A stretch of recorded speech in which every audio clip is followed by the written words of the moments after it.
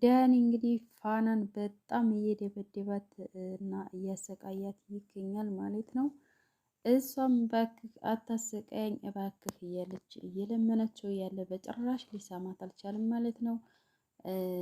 የኔ ምስኪን ፋና ማለት ነው። በጣም የምታሳዝን ሲደበድባት ነበር ማለት ነው። እና እንዴት ይህን ታደርገኛለሽ? ያልሽውን ለምን አላደረግሽም? እያለ በጣም በእርግጫ እየደበደባት ነበር ማለት ነው። እንደዛ እየደበደባት እያለ እንግዲህ ጽዮን ብቅ ብላለች ማለት ነው። ያው ተደዋውለው መታለች ማለት ነው። እምታዲናት መስሏት ነበር። እሷ ግን በጭራሽ እንኳን ልታዲናት የብስ ጨምርሻለሁ እያለች ስታስፈራራት ነበር ማለት ነው። እንግዲህ ጽዮንና ዳኒ ቀመር እየቀመሩ ነበር ማለት ነው። እሱ ምንድነው እዚህ ከባለቤቷ ጋራ በጭራሽ ገንዘቡን ነበር የምትፈልገው ማለት ነው። ገንዘባችንን በእጃችን ታደረግን በኋላ አንተና እኔ እንትን አብረን እያለችው ነበር ዳኒም ማለት ነው። ዳኒም የባለቤቷን ገንዘብ ነበር የሚፈልገው። ድርጅቱን በራሱ ካዞረ በኋላ አንቺና እኔ አብረን እንሆናለን እያለ ሲላት ነበረ። እሷም ግን ያላረገዝኩትን አርግዣለሁ ብዬ ሸውጀዋለሁ ኤፋን ስትለው ነበር ማለት ነው። ተመልከቱ እንግዲህ ማለት ነው ባለቤቷን የውሸት እርጉዝ ነኝ እያለች እየቀለደችበት ነበር ማለት ነው። ባለቤቷ ግን የምር ነፍሰ ጡር እንደሆነች ስንነግረው በጣም ነበር ደስታውን መቆጣጠር እያቃተው ማለት ነው። ነገር ግን እሷ ውሸቷን ነበረ፣ በጭራሽ እርጉዝ አልነበረችም። እንግዲህ ዳኒ የሆነ ሰውንና ልጁ የማን ነው የኔ ወይንስ የሱ ሲላት ነበር ማለት ነው። አሰላሙ አሌይኩም ወራህመቱላሂ ወበረካቱሁ። ውድና እየተወደዳችሁ የተከበራችሁ ቤተሰቦች እንዴት ናችሁልኝ? ከኔ ጋር አልሐምዱሊላህ ሁሉ ሰላም ነው። ለዚህ ቻናል እንግዲህ አዲስ ከሆናችሁ ላይክ፣ ሰብስክራይብ እያደረጋችሁ አበረታቱኝ እላለሁ ውድ ቤተሰቦች። እና እስቲ አብረን እንከታተለው ማለት ነው። ፋና ዲራማ እንግዲህ በጣም ደስ የሚልና እንዲሁም አስተማሪ ዲራማ ነው ማለት ነው። እንግዲህ በጉጉት ክፍል 3ን እየጠበቅን ነበር እያለ ነው። አሁን በክፍል 3 ብቅ ብለናል ማለት ነው። ቤተሰብ እስቲ ላይክ እያደረጋችሁ አበረታቱኝ እላለሁኝ። ፋና እንግዲህ እጅግ በጣም ነው ያሳዘነች ማለት ነው። የምር እንደዛ አስተኝቶ ሲቀጠቅጣት በጣም ነበር። ዲራማም ቢሆን ቅሉ እንግዲህ በጣም ነበር የምታሳዝነው እውነት ለመናገር ማለት ነው። እንግዲህ የጽዮን ባለቤት አብረው እራት ከበሉ በኋላ ኤፋዬ እኔ የምሄድበት ቦታ አለኝ፣ አንተም እንግዲህ በዚህ ሂድ፣ እኔም የምሄድበት ቦታ አለኝ ብለው አሙኝታው ነበር ማለት ነው። እሱ ግን በጣም ተጠራጥሯት ስለነበረ እየተከተላን ነበር ማለት ነው። እግር በእግር እየተከተላት እያለ ያው እሷም ስላልጠረጠረች ቀጥታ ነበር ይዘው የሄደችው ፋና አለችበት ቦታ። የዛን ሰዓት ብቅ ስትል እንግዲህ ፋናን በጣም እየደበደባት እና እያሰቃያት ነበር ያገኘችው ማለት ነው። ነገር ግን የጽዮን ባለቤት ኤፍሬም ማለት ነው ተከትሏቸው ሲገባ ያየውን ማመን ነበር ያቃተው ማለት ነው። ያው እንግዲህ ፋና እምድር ላይ ተዘርራ እያለቀሰች እና ተደብድባ ነበር እያየት ማለት ነው። የዛን ሰዓት በጣም ተደናግጦ ነበር። አንቺ ምን አይነት ሰይጣን ነሽ? እንዴት ይህን ታድርጊያለሽ? እያለ ነበር ሲላት የነበረው ጽዮንን። እሷም ግን ፋና ስለታፈነች እኔና እሱ ልናስለቅቃን ነበር፣ አቤልና እኔ እያስለቀቅናን ልናስለቅቃን ነበር እያለች ስትዋሻሽ ነበር ማለት ነው። ነገር ግን ያን ውሸቱ በጭራሽ ሊሳካ አልቻለም፣ ሊያምናቸውም አልቻለም። ያው ትንሽ እንደቆዩ ውሸት ስለሆነ ስለገባው ያው እንግዲህ አቤል ወደ ኤፍሬም መሳሪያ አውጥቶበት ነበር ማለት ነው። ሰው ታዲናለህ አንተ ለራስህ በጭራሽ ራስን የማትከላከል ነህ እያለ ሲያስፈራራው ነበረ። እሱም ግን ባየው ነገር በጣም ተደናግጦ ነበር ኤፋ ማለት ነው። ያው እንግዲህ ፋናም እንደዛ ተኛችበት። በጣም ደንግጣ ነበረ። እንደዛ የሆነ ሆኖ ያው እሳቸው ወደ ህግ ቦታ ሄደዋል ማለት ነው። ባለቤቱና አቤል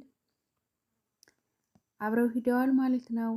ወስዷቸው ፋናን እንግዲህ ያው ወደ ቤቱ ይዟት ሂዶ ነበር ማለት ነው። አስተማሪዋም ስለነበረ መስራትም ስላለባት እሱ ይዟት ሂዶ ነበር ማለት ነው። ግን ፋና በጭራሽ ልትቀበለው አልቻለችም። ደስተኛም ልትሆን አልቻለችም እዛ ቤት ማለት ነው። ምክንያቱም ሚስቱ ብዙ ነገር ብታስብም ብዙ ነገር ብትቀምርም በእኔ የተነሳ ነው ይሄ ጸብ የተነሳው ብላ ስለምታስብ ማለት ነው። በጭራሽ ቅር እያላት ነበር ማለት ነው። እንግዲህ መምህሯን እንግዲህ ቁጭ አድርጋ መምህር እኔ ከዚህ ቤት ልሄድ ነው እያለች ስትለው ነበር ማለት ነው። እሱም ግን በጭራሽ ሊያምን አልቻለም። በጣም ነበር የደነገጠው። እንዴት ብለሽ ነው ትተሽኝ የምትሄጂው? ምን እሱ ነሽ ነው እንዴ? ለስራ አይደለም እንዴ የመጣሽው? በሚገባ ደሞዝሽን እየከፈልኩሽ አይደል እንዴ ምናምን እያለ ሲላት ነበር ማለት ነው። እሷም ግን አዎ እየከፈልከኝ ነበረ፣ ከዛም በላይ ነበር። ነገር ግን ይሄ ጸብ የተነሳው በእኔ ምክንያት ነው። እኔን ባሰብክና እኔን ባየህ ሰዓት ሁልጊዜም ራስህን እየወቀስክና እየተጸጸትክ እንዲኖር በጭራሽ አልፈልግም። ባለቤትህን አታል ብዙ ነገር ተስፋ ያደረክበትን ነገር ሁላ ስላጣህ እኔ በጭራሽ እዚህ መቀመጥ አልችልም ስትለው ነበር ማለት ነው ኤፍሬምን። እሱም ግን በጣም ደንግጦ ነበር። እንዴት ትተሽ ትሄጃለሽ? ተይ እንጂ ምናምን እያለ ሲለምናት ነበር ማለት ነው። አይ መምህር እኔ ወስኛለሁ፣ ይሄ የመጨረሻ ውሳኔ ነው። እዚህ ቤት በጭራሽ አልሰራም። እባክህ ግን ስራ ሌላ ስራ ልፈልግ ተያዥ ሁነኝ እያለች ስትለው ነበር ማለት ነው። እሱም ግን ተያዥ አልሆንሽም፣ እኔ ቤት ስሪ፣ እንዴት ስራ ትተሽ ሌላ ቦታ ትሄጃለሽ? እባክሽ እያለ ሲላት ነበር ማለት ነው ቤተሰብ። እሷም ግን ልትሰማው አልቻለችም። ያው የሆነ ሆኖ ልብሷን ይዛ ፋና ወጥታለች ከዛ ቤት ማለት ነው። ውድ ቤተሰቦች ያው እንግዲህ እንደተለመደው ስራ ልፈልግ ማነው ወደ ደላላ ቤት ልሄድ እያለች ልብሷን በፌስታል ይዛ ስትሄድ አንዲት ልጅ ጋራ ትገናኛለች ማለት ነው። ውድ ቤተሰቦች ያችም እንግዲህ ሰራተኛ እየፈለገች ትመስላለች ማለት ነው። እንዳለችውም እኔ ግን ምንም ደስ አላለችኝም ያች ልጅ ማለት ነው። ውድ ቤተሰቦች እንግዲህ ፋናን ከማግኘቷ በፊት በጣም ስልክ እየተደዋወለች ሰው እየፈለግኩ ነው እያለች ስልክ እየተደዋወለች ነበር ማለት ነው። ፋና እንግዲህ እንደ አጋጣሚ እዛ ከመንገድ ላይ ወደ ደላላ ቤት እየሄደች ተገናኝተዋል ማለት ነው።